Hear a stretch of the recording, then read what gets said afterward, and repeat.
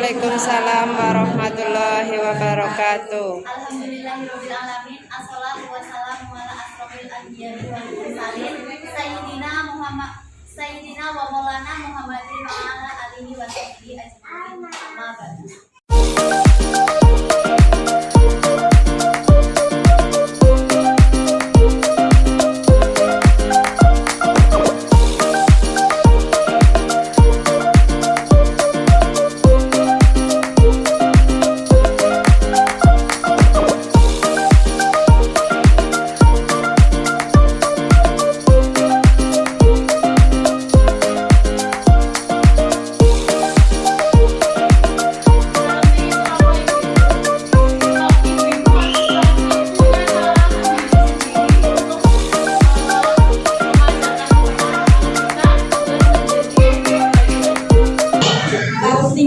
Parenting adalah pola asuh orang tua yang kita terapkan ke anak.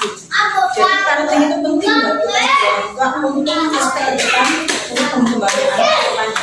Jadi pola asuh kita yang diajarkan ke kita itu harus kita terapkan ke anak kita. Dan itu nanti tipsnya. Hanya tadi saya bilang sebenarnya adalah umum saja yang memang harus kita tahu ya pelajaran kita yang tahu umumnya saja yang menurut kakak sebagai anak seperti itu ya. Yang satu kita yang harus ke anak kita pola asuh kita. Satu adalah tipsnya adalah kita tidak boleh memaksakan anak kehendak kita. Misalnya ya, anak kita misalnya pengen belajar apa, dia pesennya di mana, dia merasa ada keinginan di mana, jadi dipaksakan. Atau misalnya sekolah nanti dia menjaga dewasa, misalnya dia misalnya di SMA kan udah penjurusan ya, baik SMA atau misalnya nanti menjadi kuliah itu nanti dia terserah mau jadi ambil fakultas apa seperti itu. Jangan memaksakan kehendak kita. Karena kalau orang dipaksakan nanti dia tertekan dalam artian dia kedepannya aku biar aku, tapi nanti kalau misalnya di belakang kita nggak tahu apa yang terjadi kan. Yang ajarkan anak kita untuk belajar bertanggung jawab. Misalnya nih, contoh kecil saja.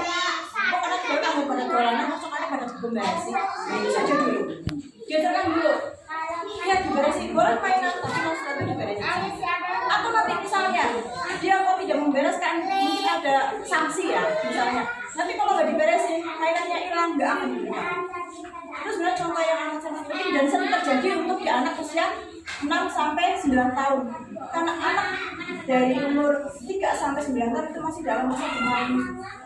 Kita tidak bisa memaksakan anak untuk dia, misalnya ya, anak itu kan yang saya bilang tadi, 3 sampai 9 tahun adalah anak masih dalam tahap bermain.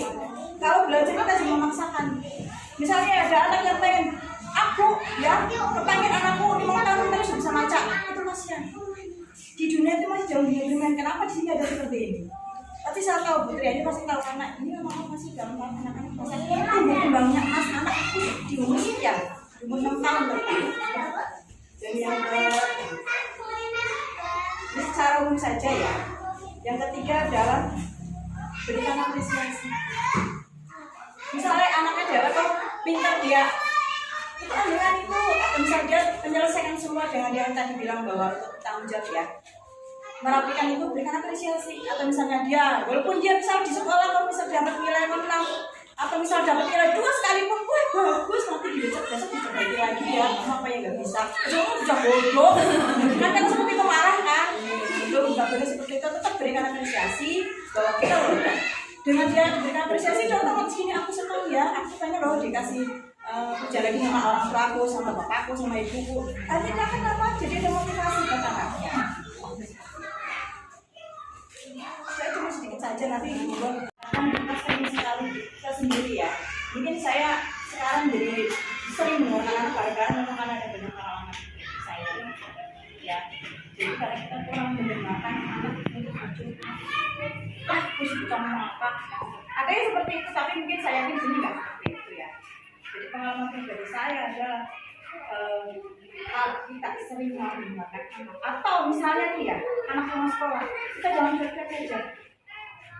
Kita tanya, jadi ada apa di sekolah? Itu perlu. Karena kalau misalnya kita tidak aware, kita tidak peduli dengan anak-anak di sekolah, yang anak-anak kita sendiri. Ada beberapa kasus nakal kemarin saya juga bilang, masalah pembunuhan itu sekarang sudah harus dipaksakan, harus ada di sosialisasi. Ini bukan cuma tingkat SMA, SMP saja, SD pun sudah ada banyak perundungan. Dan saya bicara seperti ini karena saya pernah jadi korban anak saya, kayak gitu kan. Walaupun dulu pun anak saya walaupun di Semea, anak saya pernah bukan pelaku, bukan salah satu memang ikut jadi pelaku ya. Kalau saya sendiri, kalau misalnya ngomong soal perundungan, saya lebih baik anak saya menjadi pelaku daripada korban. Alasannya kenapa? Tanya, kenapa alasannya? Kenapa Bu? Karena kalau dia jadi korban, dia akan selamanya gagal misalkan guys. Tapi kalau pelaku, dia pasti semakin tua, pasti semakin sabar, semakin bijak. Ya, ada rasa malu. Beda dengan rasa kita kan jadi korban. Contohnya anak saya. Ini saya sih sedang mungkin konsepnya kita juga ke anak pertama apa kedua mungkin beda-beda. Jadi saya menerapkan untuk ke Gak apa-apa. Sambil merebus milih juga gak apa-apa. itu menerapkan ke anak yang pertama sama anak yang kedua itu jujur saja mau saya bedakan. Karena apa? Karena kemarin itu mungkin ya setiap konsep itu ada kelebihannya juga ada kekurangannya ternyata. Yaitu kemarin ke anak saya yang pertama itu kelebihannya ada, kebanyakan kekurangannya juga banyak. Maksudnya efeknya itu nggak di tahun itu gitu ibu, tapi efeknya itu di dalam tahun yang akan datang atau gimana gitu lah. Berarti nggak sangat panjang dalam saat itu. Jadi ini sekarang saya lagi mengkonsep Abi juga berbeda sama kakaknya. Terus tapi yang sama itu antara yang pertama sama yang kedua itu banyak sentuhan di ibu. Kalau saya itu ke anak saya itu banyak sentuhan. Jadi setiap anak saya bangun tidur itu pasti saya peluk. Jadi ada sentuhan fisik gitu. Ibaratnya nggak harus dipeluk, cuma ditolak gini juga bagus. Apa cuma diusap gini gitu.